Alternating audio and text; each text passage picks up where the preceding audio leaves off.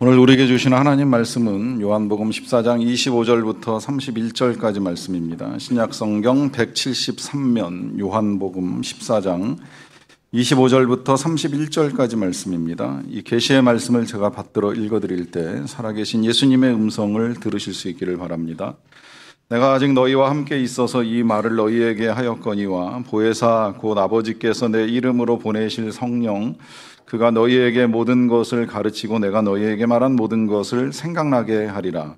평안을 너희에게 끼치노니 곧 나의 평안을 너희에게 주노라. 내가 너희에게 주는 것은 세상이 주는 것과 같지 아니하니라.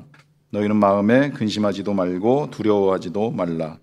내가 갔다가 너희에게로 온다 하는 말을 너희가 들었나니 나를 사랑하였더라면 내가 아버지께로 감을 기뻐하였으리라. 아버지는 나보다 크심이라.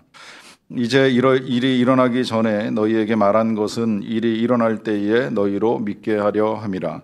이후에는 내가 너희와 말을 많이 하지 아니하리니 이 세상에 임금이 오겠음이라. 그러나 그는 내게 관계할 것이 없으니 오직 내가 아버지를 사랑하는 것과 아버지께서 명하신 대로 행하는 것을 세상이 알게 하려 함이로라. 일어나라 여기를 떠나자 하시니라. 아멘. 지난 목요일에 이 북미 협상이 결렬됐다는 소식 뉴스로 보시거나 들으셨을 거라고 생각을 합니다. 우리가 원했던 결과는 아니라고 생각이 됩니다.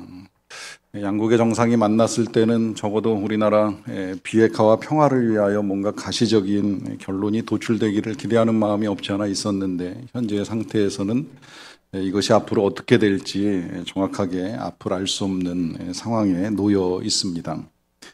이와 같이 우리가 앞을 알 수 없는 상황에 직면하면 이제 알게 모르게 우리 안에 두려움이 형성이 됩니다. 우리 아이들이 내일이면 대부분 다 새학년, 새학기가 시작이 되는데 새로 학교를 다니거나 또 새학년이 되는 건 기대감과 설레임을 가져다 줍니다. 그런데 항상 이 새로운 일에 맞닥뜨리는 일은 이 기대감이나 설레임만 가져다 주는 것이 아니라 두려움도 함께 가져다 주는 일이 있습니다.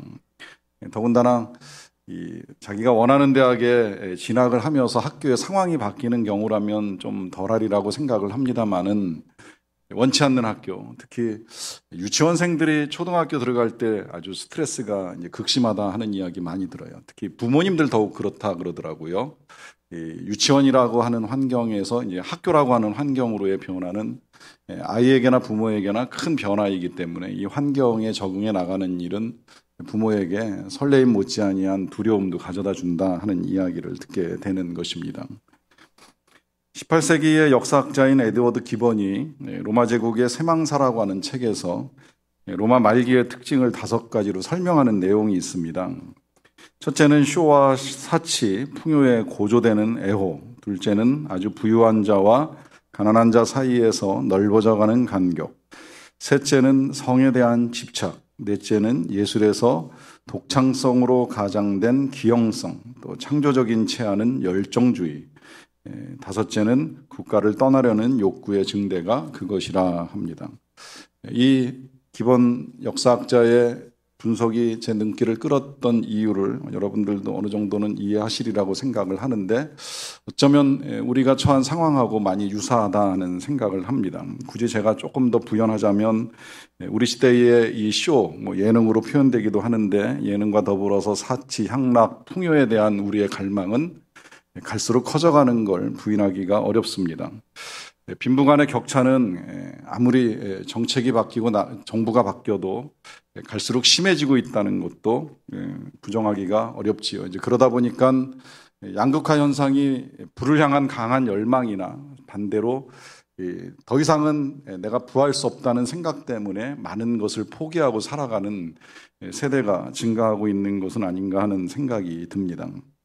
성 문제에 있어서는 열과하기 싫을 만큼 온갖 악하고 더러운 일이 이 세상에서 버젓하게 일어나고 있고 또 그 일을 이제는 죄도 아니라고 말하는 일도 있고 아무렇지도 않게 생각하는 사고방식이 퍼져가고 있습니다. 때로 예술의 이름으로 또 표현의 자유라고 하는 이름으로 심지어 열정이라고 하는 이름으로 자행되는 온갖 악한 일도 말할 수 없이 많고요. 그러다 보니까 이제 우리나라를 폄하하는 표현과 함께 할 수만 있다면 누구라도 나라를 떠나고 싶다 하는 소리를 종종 듣는 일이 있습니다. 왜 이러한가라고 하는 그 현상을 다는 진단할 수 없겠지만 그 내면에 이제 우리가 부딪히고 있는 삶의 현실에서 가져다주는 불안감이 우리 안에 내재되는 겁니다. 이 불안감이 우리 안에 형성될 때 사람들이 보이는 이제 표현 형태가 하나는 몰입이고 하나는 도피입니다. 뭔가 내 불안감을 잊을 수 있는 대상을 찾아 나가는 거죠. 이제 그러다 보니까 사치, 향락, 부, 성 이런 여러 가지 것들에 이제 몰입하는 일들이 일어나는 거고요. 그리고 그와 같은 몰입을 내 힘으로 이제 해낼 수 없을 때에 보이는 반응이 포기라는 거예요. 던져버리는 겁니다. 될 대로 되라. 어떻게 되든지 나는 모르겠다. 내가 사는 이 세상이든 아니면 나의 삶이든 어떻게 되겠지라고 하는 막연한 포기로 삶을 던져버리고 마는 겁니다. 여러분, 몰입도 포기도 우리의 불안을 해소할 수 있는 답이 되지 않습니다. 일시적으로는 그렇게 느낄 수 있어요. 여기서만 벗어나면, 이것만 해결하면, 이것만 가지면 이것으로 지금의 어려움이 극복되지 아니할까라고 하는 생각을 하실지 모르겠습니다만은 일시적인 미봉책은 될지 몰라도 근원적인 해결은 안 된다는 거예요. 근원적인 해결은 우리 안에 주님이 주시는 평안으로 채워질 때라야 가능합니다. 주님이 우리를 채워주셔야만 합니다. 하나님은 그렇게 우리의 내면을 채울 수 있도록 우리의 영혼의 빈자리를 만들어 놓으셨습니다. 오직 주님으로만 채워야 되는 우리 영혼의 빈 공간입니다. 이걸 세상 것으로, 눈에 보이는 것으로, 내가 판단하고 내가 생각하는 것으로 채워봐야 우리의 마음의 공허함은 훨씬 더 커질 수밖에 없다는 것입니다. 그래서 주님이 계속 우리에게 당부합니다. 그 당부 가운데 우리가 전전주에는 기도해야 된다 하는 말씀 함께 들었고요. 또 지난주에는 사랑해야 된다. 우리 자신을 향한, 내 가족만을 향한 집착 같은 애정에서 벗어나서 정말 살아계신 하나님을 바라보고 그분을 향하여 우리의 시선을 돌릴 때에 우리 하나님께서 우리에게 주시는 분명한 평안을 우리가 누릴 수 있다라고 하는 것입니다. 여기에 더하여서 이제 오늘 주님이 다시 한번 또 우리에게 약속해 주시고 당부하는 말씀이 오늘 본문 27절에 기록이 되어 있습니다. 이 말씀이 저와 여러분들이 나누는 3개월간의 말씀의 주제이기 때문에 이 말씀을 다 같이 한 목소리로 함께 읽도록 하겠습니다. 시작. 평안을 너희에게 끼치노니 곧 나의 평안을 너희에게 주노라. 내가 너희에게 주는 것은 세상이 주는 것과 같지 아니하니라. 너희는 마음에 근심하지도 말고 두려워하지도 말라. 먼저 당부를 보면 주님이 똑같은 말씀 또 하세요. 너희는 마음에 근심하지도 말고 두려워하지도 말라. 말씀 시작할 때부터 하나님을 믿으니 또 나를 믿으라 하시면서 두려워하지 말라 하시는 주님이 여기서 또 같은 말씀 하시면서 당부하십니다. 그리고 그 당부에는 약속이 담겨 있죠. 약속은 다른 것이 아니라 주님이 우리에게 평안을 주시겠다는 거예요. 그리고 그 평안은 세상이 주는 것과는 다르다고 분명히 말씀하십니다. 그 다른 이유는 여러 가지가 있습니다만 조금 전에 언급해드렸던 거와 함께 생각을 해보면 세상의 평안은 일시적입니다. 세상의 평안은 잠시 우리를 안도하게 할 뿐입니다. 그러나 시간이 지나면 또다시 우리의 삶은 흔들립니다. 우리 안에 염려와 근심이 만들어집니다. 이와 같이 세상에서 잠시 얻어지는 그런 평안이 아니라고 하는 걸 말씀하시면서 주님이 우리에게 주시는 평안, 영원한 평안, 흔들리지 아니하는 평안 누릴 것을 약속하십니다. 이렇게도 좀 생각을 해봤으면 좋겠어요. 세상이 주는 평안은 우리가 부요함 가운데 안심하게 되는 일입니다.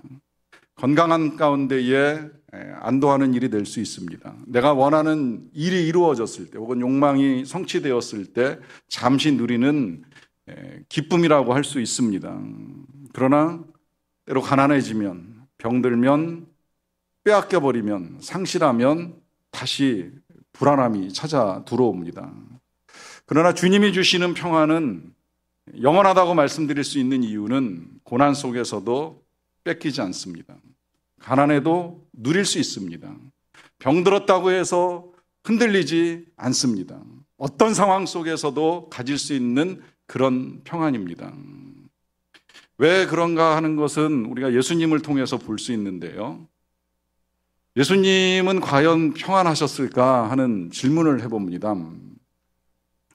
예수님의 상황을 언급해 드린 일이 있습니다마는 예수님은 이제 고난의 코앞에 서 계세요.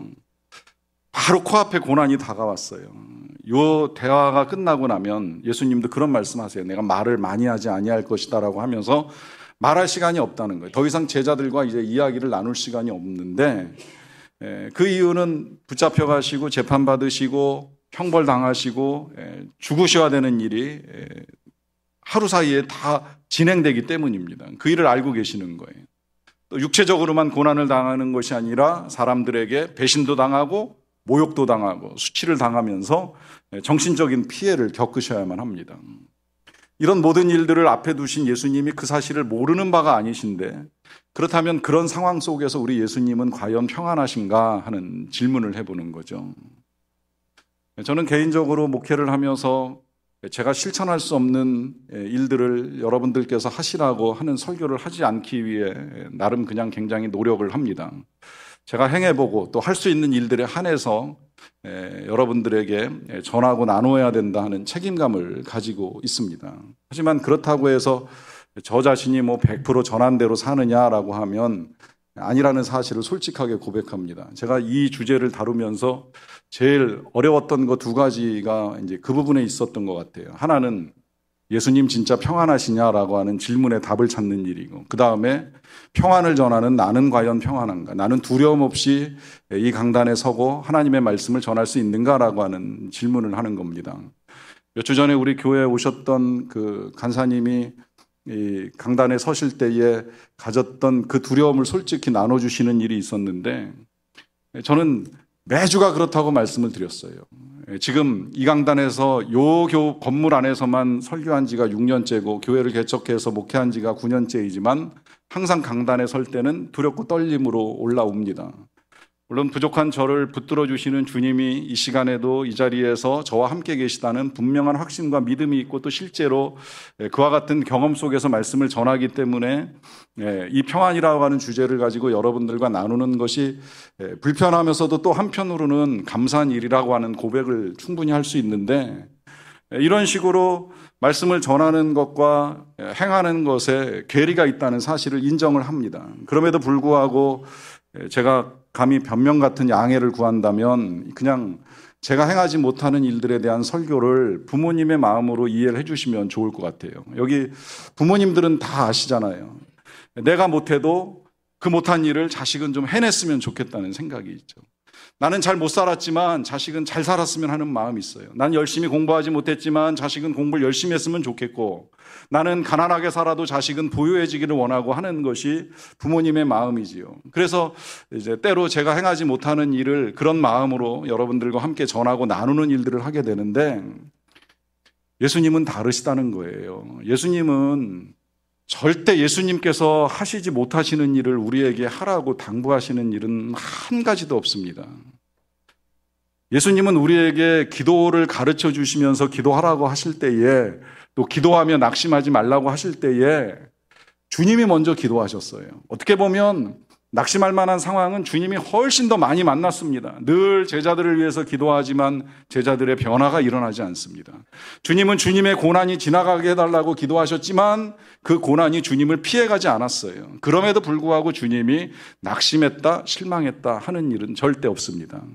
주님이 우리를 사랑하지 아니하면서 너희는 서로 사랑해라 말씀하시는 법 없어요. 우리를 사랑하셨기 때문에 십자가를 지실 만큼 그 사랑을 친히 보여주시고 나서 당부하시는 거예요. 너희도 서로 사랑해라. 주님이 우리를 용서하지 아니하시면서 우리에게 70번씩 7번 용서하라, 그런 무리한 부탁 하시지 않지요. 사실 계산해 보면 우리는 70번 아니라 7번도 힘들어하지만 주님은 70번 아니라 700번, 7000번, 7만 번도 용서하시는 주님이세요. 생각해 보면 그래요. 우리가 하루에 한 가지 죄를 짓고 용서함을 받아도 일평생 3만 번 정도 됩니다. 한 가지가 아니라면 정말 수만 번의 죄를 짓는 일이고, 그 수만 번의 죄를 먼저 용서해 주셨기 때문에 너희도 용서하라, 이런 당부를 하시는 거죠. 왜 주님이 우리에게 영생을 약속하시고 구원을 약속하실 수 있습니까? 주님이 먼저 부활하셔서 꺼지지 아니하는 생명, 사라지지 아니하는 생명이 주님 안에 있다는 사실을 분명하게 드러내신 거예요. 그러니 나를 믿는 자마다 멸망치 않고 영생을 얻을 것이라고 자신 있게 말씀을 하시는 거죠. 그러니 그 주님께서 오늘 우리들에게 평안을 주신다라고 하는 건 주님이 불안 가운데 두려워서 부들부들 떨면서 난 이제 곧 죽으러 가지만 너네 걱정하지 마, 괜찮아, 두려워하지 마, 이렇게 말씀하시는 것이 절대 아니라는 거예요. 주님도 깊은 평안 속에서 제자들에게 그 평안을 주고 싶어 하시는 거예요. 제자들의 삶 가운데도 동일한 평안이 임하기를 바라는 마음을 가지고 계시는 겁니다. 자, 그렇다면 우리 예수님은 지금 정말 누구보다도 더 힘들고 어려운 상황 속에서 이 평안 어떻게 누리셨을까요? 어떻게 그 평안을 가지고 계시고 또 그 평안을 주시고자 하신다는 이런 말씀을 하시는 것일까요? 거기 몇 가지 분명한 이제 이유가 나옵니다. 먼저는 우리가 전에 봤던 본문 중에 10절 말씀인데요. 14장 10절입니다. 내가 아버지 안에 거하고 아버지는 내 안에 계신 것을 네가 믿지 아니하느냐? 내가 너희에게 이르는 말은 스스로 하는 것이 아니라 아버지께서 내 안에 계셔서 그의 일을 한 것이라. 자, 이 말씀 보시면 예수님 자신이 하나님 안에 거하시고 또 하나님은 예수님과 함께 계시다라고 하는 고백을 해요. 그리고 이제 나중에 아마 다음 주쯤이면 보실 것 같은데 예수님이 요 표현 그대로 이제 바꾸어서 우리들에게도 똑같이 당부하세요. 내가 너희 안에, 너희가 내 안에 있으면 이제 이런 말씀 하시는 거 볼 수 있습니다. 뭐 이게 진짜 어떻게 안에 들어가냐, 마느냐라고 하는 거 자체를 우리가 이해하기는 어렵지만 의미는 쉽게 와닿잖아요. 왜 연인 사이에 한때 유행했던 표현 있잖아요. 내 안에 너 있다. 무슨 말이에요? 우리 그만큼 가깝다는 이야기잖아요. 내 안에는 너로 가득 차 있다. 너를 사랑한다. 너와 정말 깊은 교제 속에 있는 그 행복감은 이루 말할 수 없다는 그 한마디가 내 안에 있다. 이 표현으로 드러나는 거죠. 마찬가지 말씀을 지금 우리 예수님이 우리에게 해주시는 거예요. 우리 예수님이 하나님 안에 계시고 하나님이 예수님 안에 계시다는 건 다른 것이 아니라 두 분 사이에 깊은 교제가 있다는 겁니다. 친밀감이 있다는 거예요. 이 친밀감 속에서 예수님의 평안이 나오는 거예요. 그대로 적용하면 우리도 예수님과 친밀할 수 있으면 된다는 거예요. 그것만으로 충분하다는 거예요. 그것만 우리가 분명히 알 수 있고 누릴 수 있으면 이 세상에 어떤 일이 일어난다고 할지라도 평안을 빼앗기는 일은 없다라고 하는 걸 분명하게 가르쳐 주십니다. 문제는 이 친밀감이 하루아침에 되는 건 아니죠. 우리가 처음 만났다고 해서 한 번에 친해지는 사람이 어디 있겠습니까? 만남이 반복되어야 합니다. 아이도 태어나서 자기 어머니로 인식하는데 시간이 필요해요. 지속적으로 눈을 마주치고 피부를 부딪히고 하면서 관계가 형성이 되고 그때야 아이가 지식적으로 알진 못하지만 지금 나에게 먹여주고 씻겨주고 해주는 이분이 엄마라는 사실을 인식하면서 그분의 사랑을 깨닫는 거죠. 시간이 필요한 거예요. 그 시간 속에 경험돼야 돼요. 근데 그 경험은 예수님처럼 우리에게도 필요한 영역들이 조금 있습니다. 우리 예수님도 이 하나님과의 친밀감을 위해서 거저 살아가지 않으셨어요. 아무리 힘들어도 새벽마다 기도하시고 아무리 바빠도 철야하며 주님을 찾으십니다. 하나님을 찾는 시간 속에서 하나님과 깊은 교제를 누리는 거예요. 하나님과의 깊은 관계 속에 들어갑니다. 여러분 어떤 형태로든 뭐 꼭 새벽 기도를 안 하셔도 상관은 없어요. 개인적으로 혼자 기도하셔도 정말 좋습니다.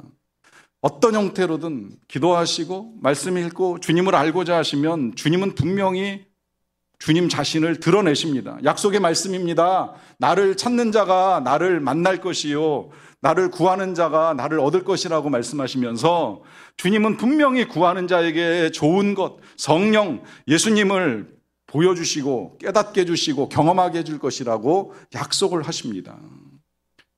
예수님도 그걸 우리에게 먼저 보여주신 거예요. 늘 주님 안에 거하시면서 하나님 안에 거하시면서 하나님과의 관계를 먼저 보여주시고 나서 제자들에게 이렇게 지금 부탁을 하시는 거예요.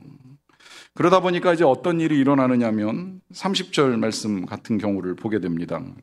이후에는 내가 너희와 말을 많이 하지 아니하리니 이 세상에 임금이 오겠습니다. 그러나 그는 내게 관계할 것이 없다 그래요. 여기 보면 이제 더 이상 말할 시간이 없다고 말씀하시는 거고요. 그 다음에 이 세상에 임금이 오겠다라고 하는 거, 이 세상 임금은 에베소서에서 표현된 어두움의 세상 주관자입니다. 한마디로 사탄이에요. 사탄이 이제 강하게 역사하는 때가 이르는 거예요. 그 강한 역사 속에 제사장과 서기관들은 예수님을 고발하고 백성들은 충동질을 당해가지고 예수님을 소리쳐서 십자가에 못 박으라 하는 일을 하게 되고 거기에 빌라도가 예수님을 내어주고 그래서 우리 예수님이 십자가에 못 박히는 고난을 당하는 이 악한 일들이 이 세상의 임금에 의해서 이루어지게 될 것이라고 하는 걸 미리 말씀하십니다. 그런데 그 끝에 예수님이 하시는 말, 그거 나랑 다 관계없다. 상관없다는 거예요. 이게 나랑 무관하다고 하시는 말씀이 아니잖아요.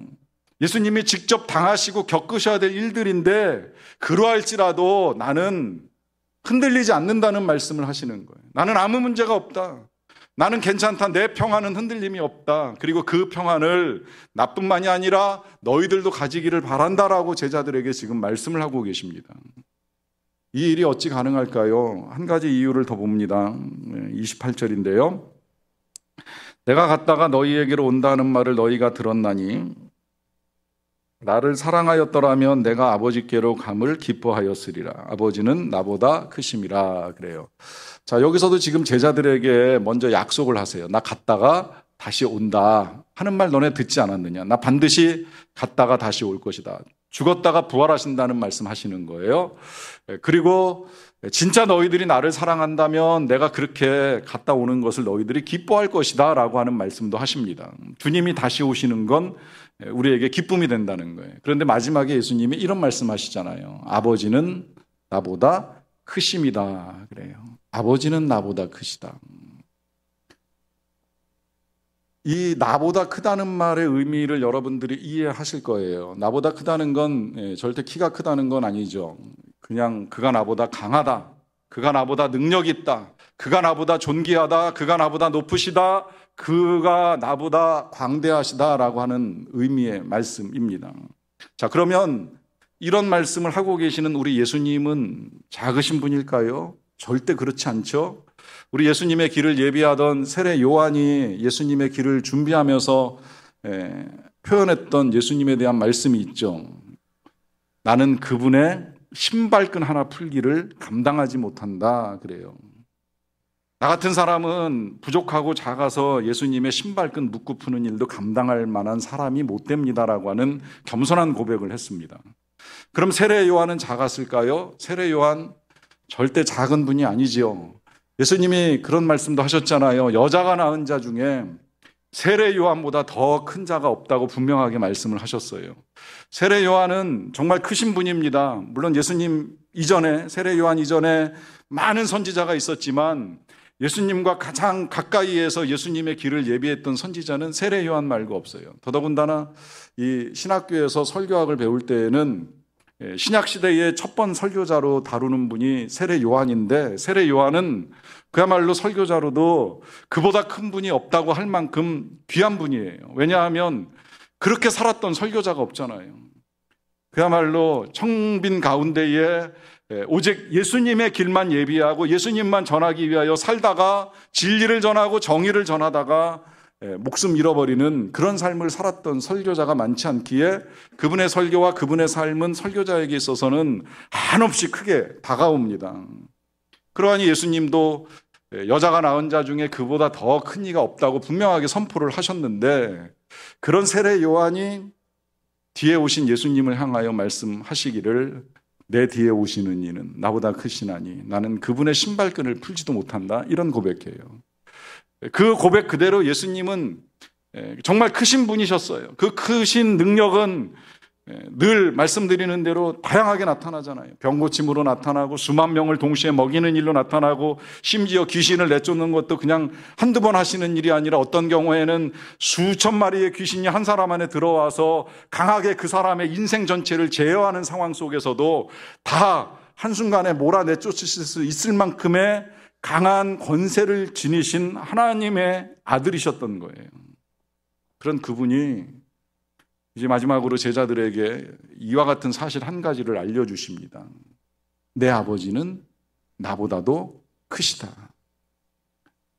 왜 예수님이 이런 고백을 하실까요? 예수님도 크시지만 우리 예수님이 왜 이런 고백을 제자들에게 해주실까요? 물론 기본적으로는 제자들이나 우리들이나 이 아버지의 크심을 알아야 되기 때문에 하시는 말씀인 건 틀림이 없고요. 지금의 이 상황 속에서는 우리 예수님도 하나님의 크심을 의지하면서 나아가고 계시는 거예요. 그리고 하나님의 크심을 신뢰하는 거예요. 지금 당장에는 이 세상의 임금과 권세 잡은 자가 너무 강력해서 나를 해하고 나를 죽이는 일이 일어나는 것처럼 보이지만, 그러나 그보다도 훨씬 더 크고 광대하신 만물의 창조주 아버지 하나님이 그 크신 능력과 권세로 이 모든 것들을 멸하고 승리하게 될 날을 바라보고 나아가시는 겁니다. 그래서 주님의 마음에 흔들림이 없는 거예요.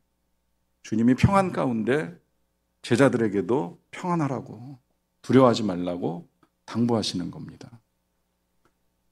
이 제자들이 처음으로 교회를 세우던 시대의 상황 다 아시겠지만 우리가 살아가는 현 시대하고는 비교할 수 없을 만큼 어렵습니다. 당시 이스라엘은 우리가 일제시대에 겪었던 고통 같은 고통을 겪고 있었습니다. 로마로부터 지배를 받으면서 많은 것들을 빼앗기고 살았어요. 거기다가 경제적으로도 어려웠습니다. 가난한 사람이 정말 많았어요. 그래서 예수님이 그들을 위로하기 위해서도 그런 말씀을 하신 거예요. 가난한 자가 복이 있다. 천국에서는 배고프지 않을 것이라고. 이 땅에서 줄이고 목마른 일이 있겠지만 천국에서는 절대 그렇지 않을 것이라고 위로하십니다. 당장 나가서 금을 던지지 아니하면 먹을 것을 얻을 수 없는 어부들이 태반이었고, 씨를 뿌리지만 하늘에서 비가 내리지 아니하면 추수를 할 수 있을지, 혹은 추수를 한다고 한들 이걸 다 빼앗겨서 정말 1년 먹을 양식이 될지에 대한 불안감을 가지고 하루하루를 살던 사람들입니다. 그러니 주님도 그들을 만나시면서 염려하지 말라, 근심하지 말라, 무엇을 먹을까, 무엇을 입을까, 내일 일을 위하여 염려하지 말라고, 하나님이 먹이시고 하나님이 입히시니 걱정하지 말라고 하는 말씀을 하시는 거예요. 그러던 중에 교회가 만들어졌어요. 민족적으로 겪고 있는 어려움 더하기 교회는 어려움이 가중된 공동체입니다. 예수님을 믿는다는 이름 때문에 사람들로부터 배척도 당하고 핍박도 당하고, 심한 경우에는 매도맞고 감옥도 가고 죽음까지 당해야 되는 그런 상황에 놓이게 됩니다. 그들은 불안 속에 예수님을 믿었을까요? 걱정과 근심 속에 하나님을 섬겼을까요? 그렇지 않다라고 하는 사실을 분명하게 보여주는 증인이 성경에 있지요. 그 증인이 스데반입니다. 스데반은 주님을 전하다가 돌에 맞아 순교를 당하시는 일이 있는데, 그 상황을 조금 우리가 들여다보면 그분을 중심으로 해서 많은 사람이 그 주변에 있습니다. 제가 봤을 땐 그 누구도 평안하지 않아요. 그를 향하여 돌 던지는 사람들 속에는 강한 분노가 있습니다. 그걸 지켜보는 사람들은 두렵습니다. 그와 관계가 있던 없던 누구 한 사람이 형벌받아 죽어가는 과정을 보는 일이 편안하진 않지요. 그 극도의 불안 속에서 놀랍게도 참 평안을 누리고 계시는 분은 단 한 사람, 스데반 집사님 뿐이었다는 거예요. 어떻게 그분이 그 평화를 누릴 수 있었을까요?